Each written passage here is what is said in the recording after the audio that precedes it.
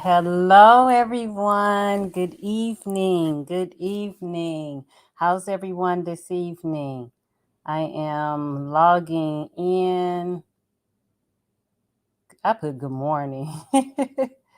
Trying to put good evening. Logging into Facebook. Okay, it's there twice actually. Hello there. And put the comments up. Good evening, everyone. It's so good to see you. Thank you for joining. Come on in. Come on in. I'm so glad that you are here this evening. So, look, welcome to Reflections. And Reflections, excuse me, I don't know why I'm not sick. No, I'm not sick. I don't know where that cough just came from. But good evening. Welcome. Hello, beautiful Miss Yola. It's so good to see you. I'm so glad you're here this evening. But look, I have an interesting topic. I was thinking about some things today, and I was just wondering, how is it or how do we find ourselves in these situations where we find ourselves continuously being mistreated or misused, and specifically in the workplace? Because this show is dedicated, or this stream is dedicated to um, women. Women are who are part of my Fight to Smile brand. Can you see that? Can you see that? Can you see the words Fight to Smile? And Fight to Smile is my brand that's designed to empower and encourage women to stand strong, hold your head up, stand on your values, on your beliefs, and despite the struggles, despite the challenges, just continue to smile. So Reflections is just our evening discussion where we just open up and talk about things in the workplace. And it's not limited to the ladies, the men join in and talk. So I want to talk tonight a little bit about being mistreated and misused and how we find ourselves in that situation where it happens continuously, and especially in the workplace. Has anybody ever experienced that? Have you ever felt like you were mistreated or misused and overlooked and devalued? Any of that? Am I the only person that's ever experienced that? Has anybody experienced that? Um, Sometimes I get a delay on YouTube and on Facebook. But hello, Miss Regina. Thank you for joining in. Are you still in Hawaii, sweetheart? Thank you for joining in. I'm glad you're here. And said, yes, I've experienced it. Yes. And Yola says she has as well. And I think, we all have. And, I was just kind of pondering on it and thinking about it today. And what do you think are some of the reasons that you get mistreated or misused in the workplace? What are some of the reasons?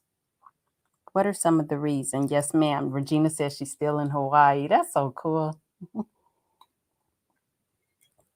Anybody? Oh, that hit just right. Oh, I'm drinking some iced green tea, and that hit just right. Even though it's a little chilly here in sunny Florida, but that hit just right. But has anybody, what are some of the reasons you think that you've been mistreated or misused in the workplace or overlooked? Anybody, anybody, anybody. I know, sometimes it's just the culture. Hello? Sometimes it's just the culture of the organization. And many times these organizations, they need change.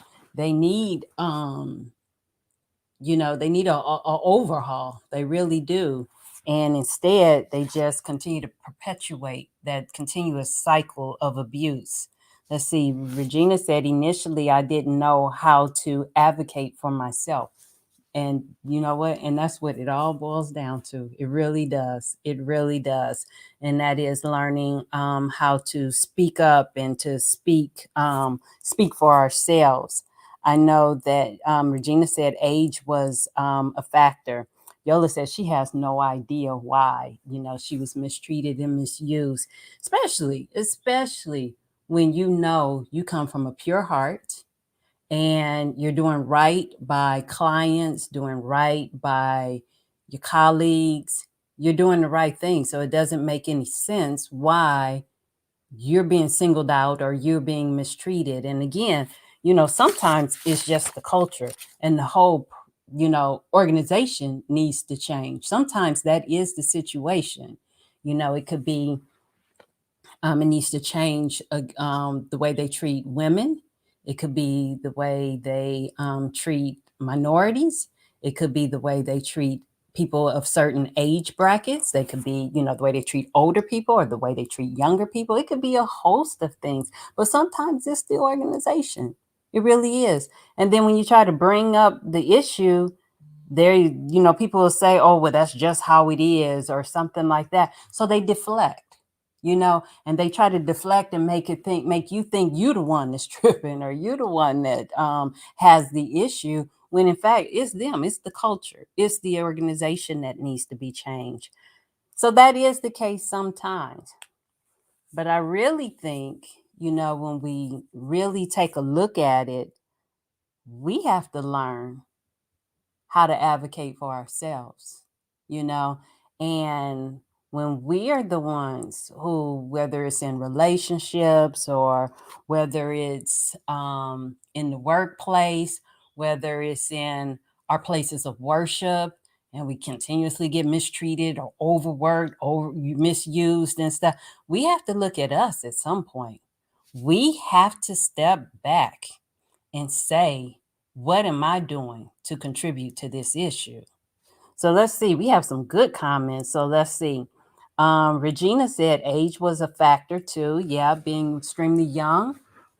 I can see, that could be a factor. Yep. Regina said that I was groomed to be. Oh Lord. Oh, this is good. Oh, she hit this one. She said she was groomed to be humble and grateful for what was given. Whoo, let's talk about that. Let's talk about that, because it's a lot of times people will accept abuse and mistreatment and then blame it on the faith, or that they practice, that, oh, well, I'm supposed to be long suffering, and I'm supposed to, like she said, I'm supposed to be humble, and I'm supposed to accept this, and whatever is given to me, just take it as a blessing and stuff. All that stuff has its place. It really, really does. But we have to be careful that we are not accepting abuse and then put up our whatever our faith is or our belief system is, and say that this is what we deserve. And I see that happen. And I see it more so in women. Anybody know what I'm talking about? I see it in women Women will claim that they'll take that abuse. Oh, well, I have to take this. I have to, cower down. No, we don't. No, we don't. No, we do not. So we have to be careful, when we then put up our faith, whatever it is, as our shield, that this is just how I'm supposed to take this type of mistreatment and abuse and not speak up for ourselves. And that is off. That's I don't believe personally that that is how we as women are supposed to live. So Regina, again, she said that she was groomed to be humble and grateful for whatever was given, but she was like, not, nope, never, nope, not no more. That's what she wrote. She said things have changed with therapy and evolving. Excellent. I've been afraid to set boundaries and know my value. So she's not no longer afraid to set boundaries, and she knows her value. And as a young woman, I love it. I love it, because so many of us old heads had to wait till we've been working 20 years and 30 years before we learned our value. So this is why I think this is why mentors are so important, so that you can have people that you can glean from their experience. So Miss Yola said that I was the only minority. Oh Lord, she had the double whammy. She was the only female and the only minority. I was the only minority, the only female, but I didn't allow it to continue. She fought back. Very good. That is awesome. That is so awesome. One of my cousins is watching. What's up, Gary? Hello, Mr. Kenny Gray. I see you there. Gary said, or believing things will change for the better in time, seeing the same results. Yes, yes. We just stay there and just, oh, it's going to get better and get better. And then, a week goes by, a month goes by, another year goes by. Next thing you know, 5 years, and you're still in that same predicament, still in that same situation. And, so again, it is so important that we take time and just ask ourselves, what role am I contributing to this misuse and mistreatment? Is it something I'm saying? Is it something I'm doing? Is it something I'm not saying? And in a lot of times, it is something I'm not saying. I'm not speaking up. I'm not explaining that I that I'm interested in this position. I'm interested in promotion. Sometimes we're just not advocating for ourselves. So it is important that we take time to see what role we are playing. Let's see. Hey, Lee. I see Lee has joined us. Thank you for joining in. I'm glad to see you tonight. I had a situation where I had a colleague who wouldn't come to me with their issues. They'd go straight to my supervisor. And out of all the 1,000 years I've been in the workplace, I had never experienced that before. And I was like, well, dang. So, I had to step back and ask myself, okay, what role am I playing? Do I, and I had to go down the checklist, do I, is my body language offensive? Am I setting up a instant defense when I see this person coming? Do I go into the RBF? Everybody may not know what that is. So if you know what it is, then you know. If you don't know, then it's okay. Just check your face. Check your face, because my face never lies. My face doesn't lie.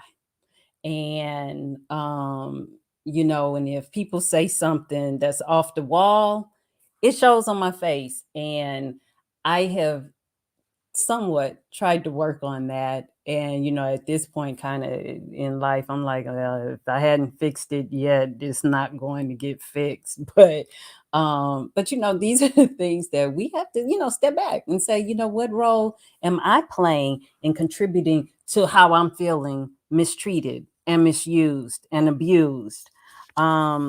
I also think, Regina brought up a good point. She said with therapy, she learned to start advocating and speaking up for herself. But, the something that we don't think about when we think about people mistreating other people is the fact that hurt people, you know. And when people are walking around with all these hurt feelings and all this baggage, then they hurt people. So we have to, again, when we're talking about us feeling mistreated and abused in the workplace, we have to do a self-evaluation and make sure that we are not turning around hurting other people. You know, hurt people hurt people. So we have to make sure that we're not the ones that's also hurting others. Um, we have to, ooh, this is one I jotted this down a little while ago. When we hurt people, because it happens, we could say something offensive. We don't mean to, and we apologize. We have to give people time to heal. Have you ever seen people that apologize for something and then they just expect you just to move on? Well, I said I'm sorry, you know, and keep on moving. What? Something that's not enough. You got to give people time to heal. Regina said, "True. I learned that many times people were projecting. Yes, I didn't have to carry that. That's right. Hurt people, and they come to and they go to work every day, and they go around and just spewing things that they hate about themselves, and they're spewing it on other people. And we have to make sure that that's not us. Make sure we're not the people that's hurting other people, because again, hurt people hurt people. Oh, one of my mentors is on tonight. I am so excited to see you, and I'm going to reach out to you because I want to take you out and have a cup of tea or some lunch sometime this weekend. So, Pastor Rosemary, I look forward to talking to you soon. But yeah, but you know, when we're talking about hurting people and hurt people, um, and when it's time for us to be the one to initiate the apology, we do have to give people time to heal. You know, just because you said you apologize and it was heartfelt, all of that, but it doesn't undo what was done or said. So people need time to heal. And you know, once we, you know, kind of check ourselves, and you know, because we're asking, you know, why am I in this situation where I'm the one feeling mistreated, I'm the one hurting? And then when we look at ourselves, make sure that we're not the problem, that we're not causing these issues. You know, we're looking at, you know, what contributions are we giving to this situation to make this situation the way it is. Then we have to just, you know, recognize that we're not responsible for anybody else's actions, no one else's actions. We're only responsible for our own actions and how we treat others and how we treat ourselves. And if we're mistreating ourselves, then we can't get upset when other people join in. And that's just the truth. If we don't respect our time and we allow other people to, you know, disrespect our time, we can't get mad at them. We're disrespecting our own selves.